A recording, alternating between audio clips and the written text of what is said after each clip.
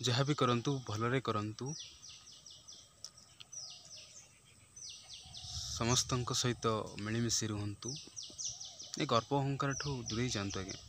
ପଇସା ଇନକମ୍ କରନ୍ତୁ, ସବୁ କରନ୍ତୁ, କିନ୍ତୁ ନିଜର ଆଟିଚ୍ୟୁଡ଼ ଗର୍ବ ଅହଙ୍କାର କାହା ପାଖରେ ଦେଖାନ୍ତୁନି। ସେଇଟା ଅଳ୍ପ ଦିନ ପାଇଁ ଆଜ୍ଞା। ଆମ ଜୀବନଟା ପୁରା ପାଣି ଫୋଟକାଠୁ ହୀନ। ଏଇ ଅଛି ଏଇ ନାହିଁ, ଗୋଟେ ସେକେଣ୍ଡରେ କୁଆଡ଼େ ଶେଷ ହେଇଯିବ। ସେମିତି କରନ୍ତୁନି। ନିଜକୁ ଶାନ୍ତ ରଖନ୍ତୁ, ପଇସା ଇନକମ୍ କରନ୍ତୁ, ମନ ଫ୍ରି ଯେତେବେଳେ ବି ହେଉଛି ଟିକେ ଭଗବାନଙ୍କୁ ଡାକନ୍ତୁ। କିନ୍ତୁ କାହା ପ୍ରତି ଈର୍ଷା କି କ'ଣ କରୁଛି ତା ପିଛାରେ ଲାଗିବା, ଗର୍ବ କରିବା, ଅହଙ୍କାର କରିବା, ଏରକ ସବୁ ଆମର ଟାଇମ୍ ଲସ୍ ହେଇଯିବ। ସେମିତି କିଛି ନ କରିକି ନିଜକୁ ସଜାଡ଼ି ଦିଅନ୍ତୁ, ଦୁନିଆ ସଜାଡ଼ି ହେଇଯିବ। ଆଉ ଯେପର୍ଯ୍ୟନ୍ତ ନିଜକୁ ସଜାଡ଼ି ନାହାନ୍ତି ଏ ଦୁନିଆ ଠିକ୍ ହେବନି, କି ଆପଣମାନେ ବି ଠିକ୍ ହେବେନି। ଏ ଦୁନିଆରେ ଆମେ ଅଛେ, ଆମକୁ ବି ଗୋଟେ ମଣିଷ, ସମସ୍ତଙ୍କୁ ଆମକୁ ନେଇକି ଏ ଦୁନିଆ। ଏମିତି କିଛି କରନ୍ତୁ, ଭଗବାନ ବି ଏମିତି କିଛି କରିବେନି। ମାନେ ଖରା ଟାଇମ୍ରେ, ଯେଉଁ ଟାଇମ୍ରେ ଖରା ହେବା କଥା ସେ ଟାଇମ୍ରେ ବର୍ଷା ହେଉଛି, ଯେଉଁ ଟାଇମ୍ରେ ବର୍ଷା ହେବା କଥା ସେ ଟାଇମ୍ରେ ଖରା ହେଉଛି, ଯେଉଁ ଟାଇମ୍ରେ ଶୀତ ହେବା କଥା ସେ ଟାଇମ୍ରେ ଖରା ହେଉଛି, ବର୍ଷା ହେଉଛି। ଏମିତି କାହିଁକି ହେଉଛି ଆଜ୍ଞା? ମଣିଷଟା ଯେମିତି ସହି ସହି ହଇରାଣ ହୋଇଯାଏ, ଭଗବାନ ଆଜ୍ଞା କେତେ ସହିବି ଆପଣଙ୍କୁ ସେ ଜନ୍ମ ଦେଇଛନ୍ତି, ଆପଣ ତାଙ୍କୁ ବି ମାନୁନାହାନ୍ତି। ଆପଣଙ୍କର କିଛି ବି ହେଇଗଲେ ଭଗବାନଙ୍କ ଖାଇବା ବନ୍ଦ କରିଦେଉଛନ୍ତି।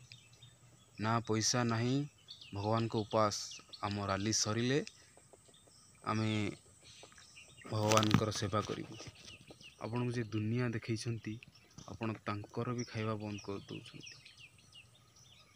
ମାନେ କିଛିଟା ଲୋଭ ଅହଙ୍କାର ଯେଉଁ ଆପଣଙ୍କ ଭିତରେ ନାହିଁ, ସେଇ ଜିନିଷଟା ଆପଣଙ୍କୁ ନଷ୍ଟ କରିଦେଉଛି। ସେଇ ଜିନିଷଟା କାଢ଼ି ପୁରା ଫିଙ୍ଗି ଦିଅନ୍ତୁ। ଖୋଲା ମନରେ ପ୍ରଭୁଙ୍କ ପ୍ରତି ସେବା କରନ୍ତୁ, ବହୁତ ଆନନ୍ଦ ମିଳିବ, ଭଲ ଖୁସି ବି ଲାଗିବ, ଦିନଟି ବହୁତ ଭଲରେ କଟିବ। ଆସନ୍ତୁ ପ୍ରଭୁ ବାଲେଶ୍ୱରଙ୍କ ଟିକେ ଦର୍ଶନ କରିଦେବା ଆଜି ଶୁଭ ଶୁକ୍ରବାରରେ। ମାଆଙ୍କ ଦର୍ଶନ। ମା କେତେ କଷ୍ଟ ପାଇ 10 ମାସ 10 ଦିନ ଗର୍ଭରେ ରଖି ଆମକୁ ଜନ୍ମ ଦେଇଛି, ଏ ଧରାପୃଷ୍ଠକୁ ଆଣିଛନ୍ତି। କିଛି ଭଲ କାମ କରି ତାଙ୍କ ନାଁ ରଖି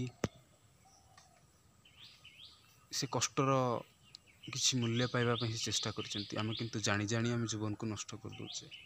ଖାଲି ଗର୍ବ ଅହଙ୍କାର ଦେଖେଇ ନିଜକୁ ନଷ୍ଟ ହେଇଯାଉଛେ, ନିଶା ଖାଇଦେଉଛେ। କାହିଁକି ଆଜ୍ଞା ଏମିତି କରୁଛନ୍ତି? ଏମିତି କରନ୍ତୁନି, ନିଜକୁ କେବେ ନଷ୍ଟ କରନ୍ତୁନି। ମହାପ୍ରଭୁ ବାବା ବାଲେଶ୍ୱରଙ୍କ ସକାଳ ଦର୍ଶନ। ପ୍ରଭୁଙ୍କ ନାମ ନିଅନ୍ତୁ। ପ୍ରଭୁ ଶ୍ରୀ ଜଗନ୍ନାଥ, ସୁଭଦ୍ରା ମା, ବଳଭଦ୍ର, ଲୋକନାଥ, ସୋମନାଥ, ବିଶ୍ୱନାଥ, ଲିଙ୍ଗରାଜ, ପ୍ରଭୁ ପାଳପଛି ମହାଦେବ, କେଦାରନାଥ, ଅମରନାଥ, ବଦ୍ରୀନାଥ, ପ୍ରଭୁ ସମସ୍ତେ ଅଛନ୍ତି। 33 କୋଟି ଦେବତା ଅଛନ୍ତି। ପ୍ରଭୁ ଶ୍ରୀ ଜଗନ୍ନାଥ, ସୁଭଦ୍ରା ମା, ବଳଭଦ୍ର ଅଛନ୍ତି। ଭଲ କାମ କରନ୍ତୁ, ଆପଣମାନଙ୍କ ଉପରେ ପ୍ରଭୁଙ୍କ ଆଶୀର୍ବାଦ ଅଛି।